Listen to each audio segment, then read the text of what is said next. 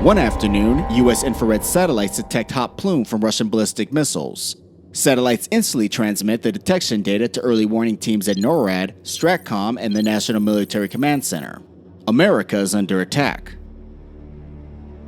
By the time the president is notified, key officials from the Department of Defense have approximately 1 minute to brief the president. That group includes the Pentagon's Deputy Director of Operations, the point of contact between the Office of Military Commissions and other United States military and civilian agencies, and the head of U.S. Strategic Command, responsible for strategic nuclear defense of the United States. Anyone else in the group is at the president's discretion. Some of the advisors may try to change the president's mind, or resign in protest, but ultimately the Pentagon must do whatever the commander-in-chief orders. That meeting with advisors can be as short as 30 seconds. During the meeting, the head of U.S. Strategic Command located at the National Military Command Center in the Pentagon would inform the president that NORAD's early warning satellites detected a massive launch within the Russian Federation. 400 intercontinental ballistic missiles are currently heading toward the U.S. mainland and will be hitting their targets in 20 minutes. But if you want to put yourself in the President of the United States' shoes, then you have to check out Conflict of Nations, the free online PvP strategy game where you get to find out what it's like to take control of a real country and lead it in a modern global war. With Conflict of Nations, you'll take command of a real country in the early 20th century and field cutting-edge military technology as you fight for world domination. Conflict of Nations allows you to battle up to 128 other players, using everything from combat attack helicopters, airborne infantry units, stealth fighters, and even nuclear ballistic missile submarines. You'll move your units across the map in real time, often taking hours to reach an objective, and game rounds can take up to weeks to complete, giving you the time to dive into a deep level of strategic planning and integrated tactical execution. That also means you have time to focus on my favorite part of the game,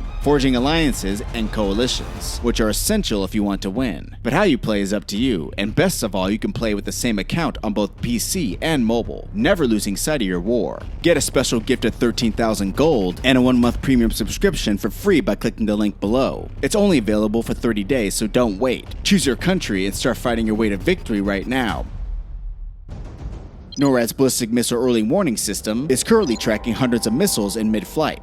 Primary targets include the U.S.'s entire ICBM force, America's strategic bombers, and key military facilities. The Pentagon's Deputy Director of Operations would remind the president that if they didn't make a decision within 15 minutes, the United States would lose over half of its nuclear forces, severely limiting America's ability to launch a retaliatory strike. Given this information and advice, the President of the United States decides to launch a retaliatory strike, and the nuclear football is opened.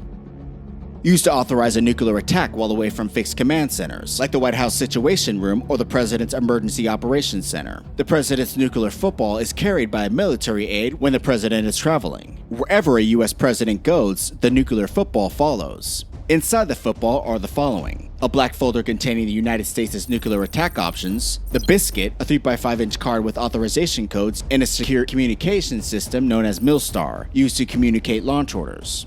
Inside the black folder are menu of strike options, including major attack options, selected attack options, and limited attack options, which could range from the launch of a single cruise missile to that of hundreds of ICBMs. Individual countries or regions can be included or withheld from nuclear attacks depending on the circumstances. Given the scale of the attack and the possibility of losing its ICBMs and bombers, the president selects Major Attack Option 1, America's largest attack option consisting of over 1,200 warheads. The president has about 6 minutes to confer with his advisors and decide which attack option to retaliate with.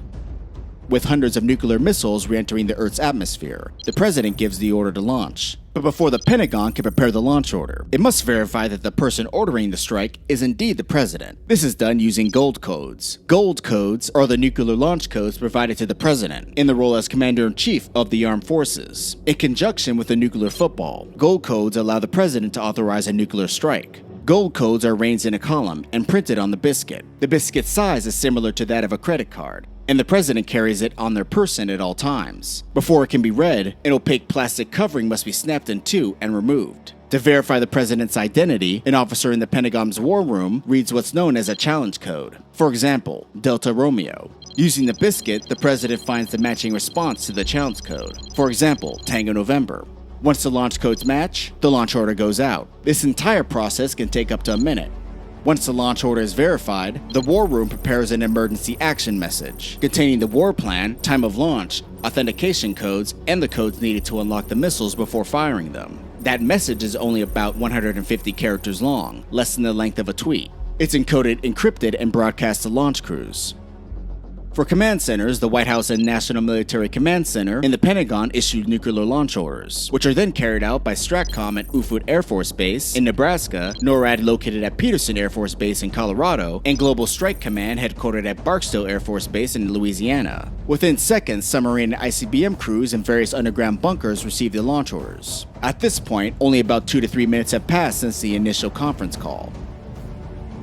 America's Minuteman III silos are based in 3 rural areas: the 90th Missile Wing at F.E. Warren Air Base in Colorado, Nebraska, and Wyoming, the 91st Missile Wing at Minot Air Force Base in North Dakota, and the 341st Missile Wing at Maelstrom Air Force Base in Montana. Each wing has 3 squadrons, and each squadron has 50 Minuteman III silos. They're collectively controlled by 5 hardened underground control launch centers, each operated with 2 military officers around the clock at all times. Each launch control center can launch 10 Minuteman III intercontinental ballistic missiles. Each missile carries a 330 kiloton or 300 kiloton thermonuclear warhead, containing 40 times the destructive power of the bombs dropped on Hiroshima.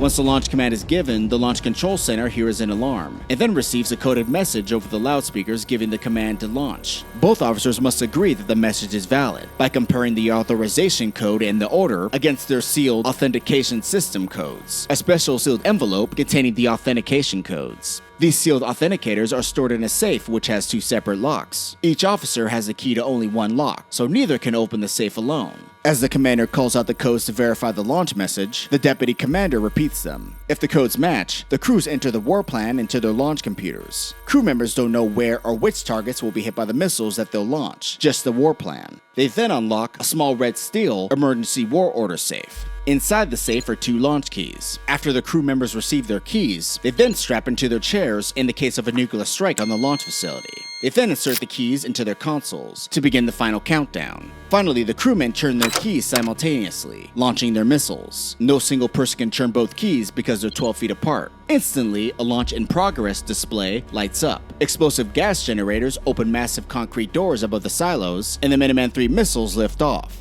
A missile away indicator lights up for each Minuteman III missile launched. Outside the Minuteman facility, a missile crew in another launch control center must do the same for the missiles to be launched. It only takes 2 crews to launch, so 3 can refuse to do any of the prior steps and all 50 missiles will still launch. The same goes for the remaining 8 squadrons. Over a period of 5 minutes, all 400 ICBMs fire out of their silos during their pre-programmed flyout salvo. Each missile will reach their targets on the other side of the world in 30 minutes. In the event that launch control centers are destroyed in a surprise attack, or the military officers inhabiting the launch command control centers get cold feet, these missiles can and will be remotely launched from an airborne command center, carrying out orders from the president.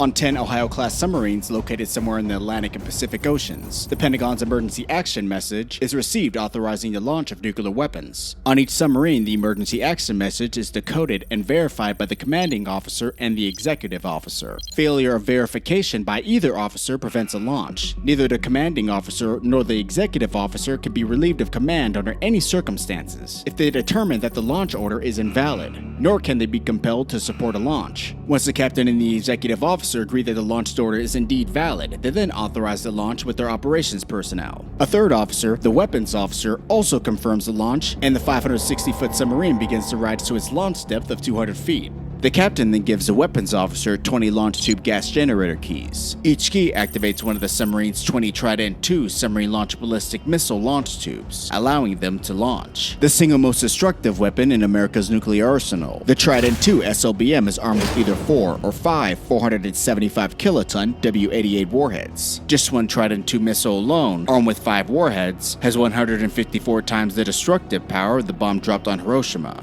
The captain is then given his attack center indicator panel key to enable the launch of nuclear weapons. Turning off this key stops the launch at any point in the procedure, while the launch officer and his technicians prepare to launch the weapons. The weapons officer unlocks a firing trigger from a combination lock safe near the operator console. All launch keys are stored in combination safes. Nobody on board has the combination to open these safes, and the combination codes come as part of the launch order. At this point, all 400 intercontinental ballistic missiles have been launched, and incoming Russian warheads begin detonating on the continental US.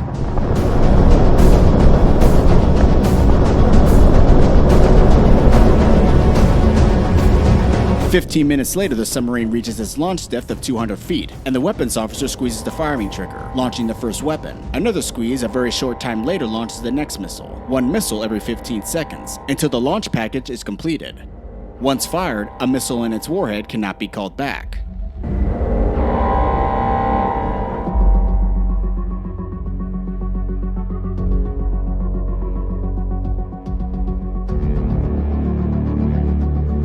Thanks again to our sponsor, Conflict of Nations, the free online PvP strategy game happening in a modern global war. Get a special gift of 13,000 gold and a 1-month premium subscription for free by using the link below. It's only available for 30 days, so don't wait. Choose your country and start finding your way to victory right now.